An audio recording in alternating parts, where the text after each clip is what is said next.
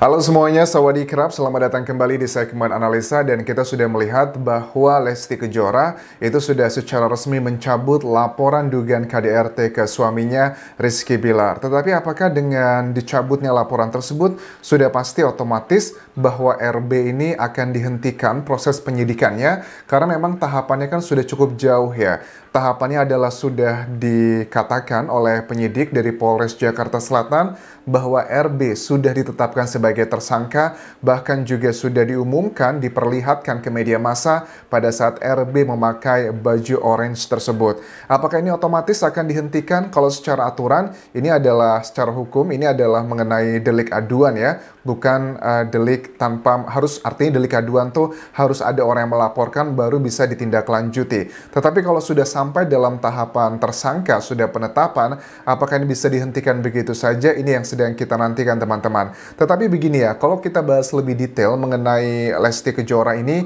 ada beberapa sisi yang bisa kita garis bawahi. Ada sebagian masyarakat yang menilai sepertinya Lesti Kejora ini tidak serius, tidak benar-benar, dan kesannya ada yang menilai seperti memainkan hukum di Indonesia. Itu adalah bagian yang pertama. Bagian yang kedua juga ada yang berpikir justru ini adalah hal yang positif dan menunjukkan kualitas hati dari seorang Lesti Kejora yang begitu legowo untuk memaafkan. Kalau keterangan dari Lesti Kejora ini adalah dikatakan pada saat dia mencabut laporan ini, dia bilang bahwa ini adalah untuk pelajaran agar tidak terulang lagi dan kami sudah membuat perjanjian.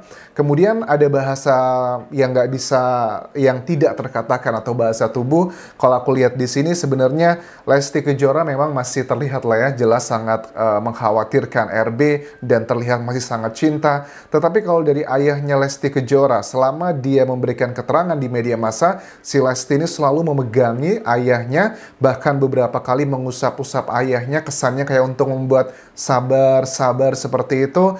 Dan aku sih kalau menurut aku ya, sebenarnya yang menginginkan RB untuk diproses secara hukum lebih lanjut, ini kelihatan adalah dari pihak keluarganya Lesti Kejora sendiri.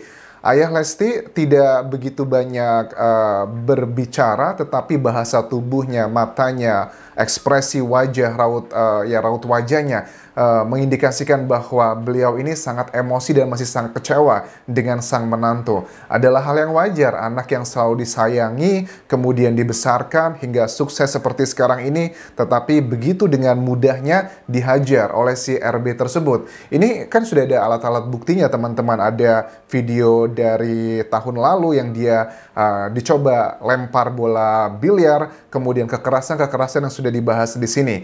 Kemudian teman-teman, kalau dari keterangan dari kepolisian sendiri, dari AKP Nurmadewi, Kasih Humas Polri Metro Jakarta Selatan, ini juga sepertinya menjawab pernyataan dari pengacara baru RB, yaitu adalah Hotma Sitompul. Karena Hotma Sitompul kan aku melihat di sejumlah liputan media massa, dia ini terkesannya marah-marah dan juga kesannya sangat emosional sekali pada saat bicara ke media massa. Misalnya begini, kenapa masih ditontonkan ke publik pakai baju tahanan orange, padahal Lesti sudah nelpon ke Kapolres nangis-nangis untuk mencabut laporannya.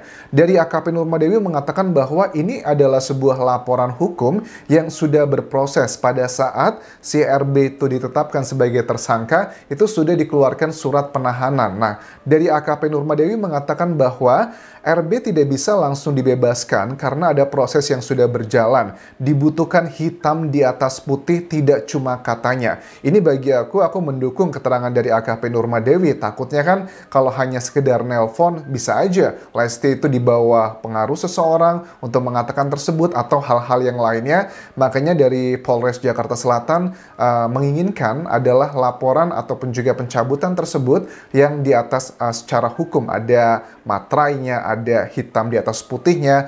Kemudian juga dari Hotma Sitompul mengatakan bahwa Kapolres ini masih membuat perkara ini semakin panjang. Ada apa? Saya keberatan dengan ini. Ada dua orang mau berdamai, kok dibikin ribut? Dari statement Hotma Sitompul ini bagi aku interpretasinya tentunya ini adalah subjektif, bahwa kesannya ke Polres Jakarta Selatan ini ingin memperpanjang kasus ini agar ya nggak tahu mungkin mendapatkan perhatian dari masyarakat karena memang kasus ini tidak bisa ditutup mata, membuat media massa banyak yang meliputnya karena animonya animo yang luar biasa dari sosok seorang Lesti dan juga Bilar yang selama ini dikesankan adalah seorang sepasang gitu ya, pasangan yang romantis, tetapi ternyata di balik keromantisan itu tersimpan dugaan KDRT, walaupun ya akhirnya dicabut laporan tersebut, teman-teman.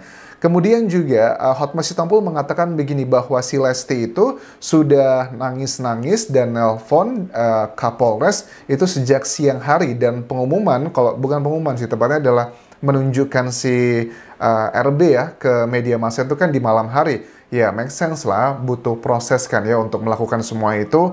Dan bahkan dikatakan pelapor si Lesti itu buru-buru pulang dari umroh demi ini. Ini juga sebenarnya aku sudah mencium ini aroma ini pada saat si Lesti tiba-tiba mendapatkan kabar ya, aku lihat bahwa Lesti dan keluarga pulang ke Indonesia itu kayaknya mungkin jadwalnya tidak secepat itu kalau umroh, karena mungkin dia tidak menyangka bahwa prosesnya sebegitu cepat. Tetapi hal yang wajar sih ya, harusnya semua proses hukum di Indonesia itu sama seperti ini.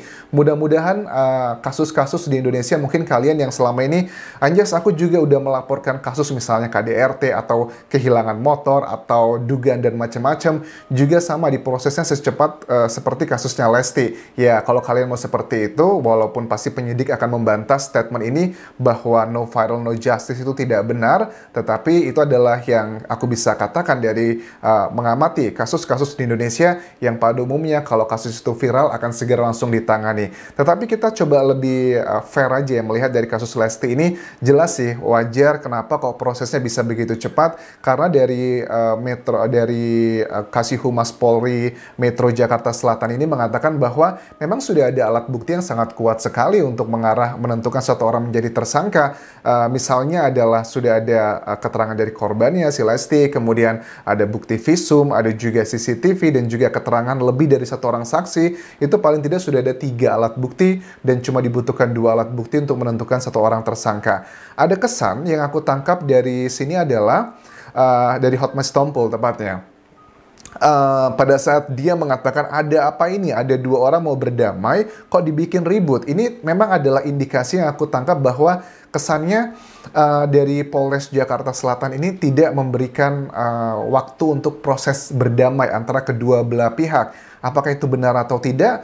Ya, itu adalah dari pihak Polres Jakarta Selatan yang tahu sendiri. Tetapi kan gini ya, pada saat seseorang itu sudah melaporkan seseorang, terutama adalah case-nya Lesti ini, ya memang sudah baik sekali, harusnya diapresiasi kinerja dari Polres Jakarta Selatan karena begitu cepatnya langsung diproses, ditentukan sebagai tersangka. Itu adalah secara proses hukumnya.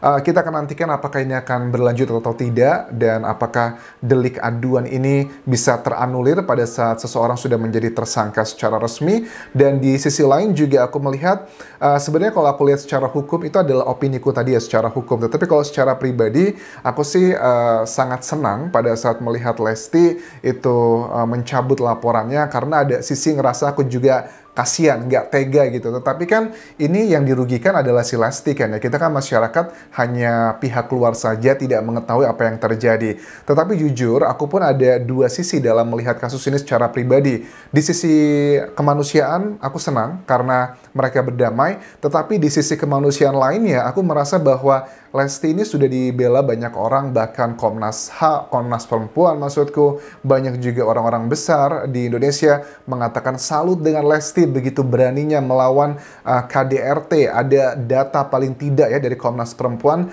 tahun 2020 itu ada sekitar 300.000 laporan perempuan yang mengaku mengalami KDRT, dan Lesti melakukan laporan ini sebegitu jauhnya prosesnya. Itu adalah langkah yang kita apresiasi, tetapi ternyata sudah ditetapkan sebagai tersangka, kemudian Lesti mencabut laporannya kembali. Ini kayaknya menjadi, I don't know, kita pasti punya opini masing-masing, kok begitu kesannya kayaknya memain-mainkan begitu. Tetapi ya kita harus sadar juga, memang kalau secara aturan hukum, di delik aduan seperti ini yang punya hak untuk melaporkan atau tidak atau membatalkan itu adalah dari orang yang dirugikan. Memang sih kalau kita akui yang dirugikan dari kasus ini siapa sih? Yang dirugikan adalah Lesti, tidak merugikan orang lain.